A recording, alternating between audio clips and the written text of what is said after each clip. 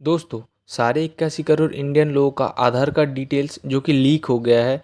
यानी कि आप ऐसा भी बोल सकते हैं कि सारे 81 करोड़ इंडियंस का पर्सनल डेटा वो ऑनलाइन में लीक हो गया है। और डार्क वेब यानी कि इंटरनेट का एक ऐसा साइट जिसमें सारे इलीगल एक्टिविटीज़ भी होती है, उसमें इसको सेल करने के लिए किसी ने पोस्ट किया है। और ये जो चीज़ है, ये सारी इन्फॉर्मेशन हमें एक US based cyber security firm है री सिक्योरिटी, इससे पता चला है। यानी कि ये जो डेटा चोरी या फिर डेटा ब्रीचिंग का केस है, ये इंडियन ऑफिशियल्स या इंडियन गवर्नमेंट में किसी को पता नहीं थी।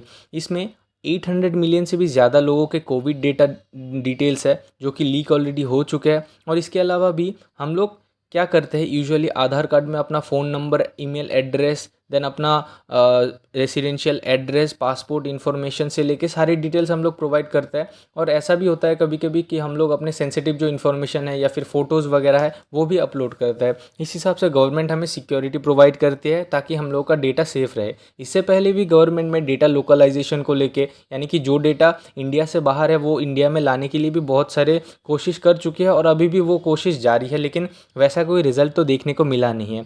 तो रिसेंटली क्या हुआ है कि PWN001 नाम का एक यूज़र है जिसने ये जो इंडियंस का सारा डेटा है, यानी कि हम लोग का जो सारा पर्सनल इन्फॉर्मेशन है, ये डार्क वेब में $80,000 में सेल करने के लिए पोस्ट किया है।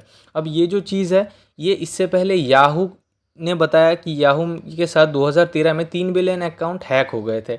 अभी तक तो बताया जा रहा है कि ICMR यानी कि Indian council of medical research जो है, इससे ही ये डेटा पूरा लीक हुआ है। यानी कि ऐसा भी हो सकता है कि गवर्नमेंट में ही कोई है जो कि ये ऑफिशियल डेटा वगैरह सारे लीक कर रहा है।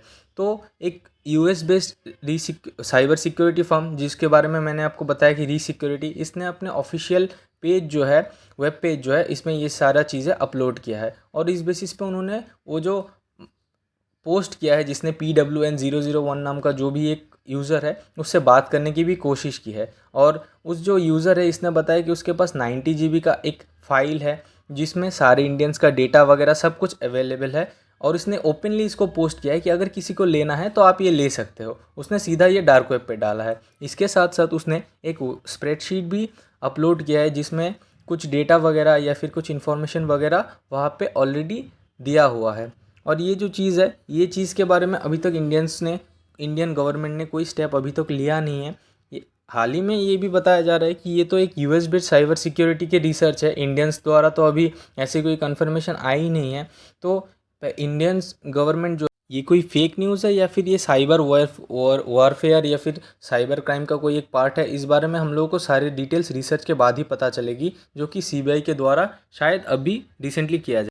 ये कैसे हुआ इस बारे में या फिर इस चीज़ को लेकर हर कोई शॉक्ड में है, क्योंकि सारे पता नहीं किन किन का या फिर इतने लोग हैं, एक इंडिया यानी फिर एक इतने बड़े एक कंट्री का आधे से भी ज़्यादा लोगों का बोल सकते कि डेटा किसी और के पास है। ये काफ़ी शॉकिंग न्यूज़ है।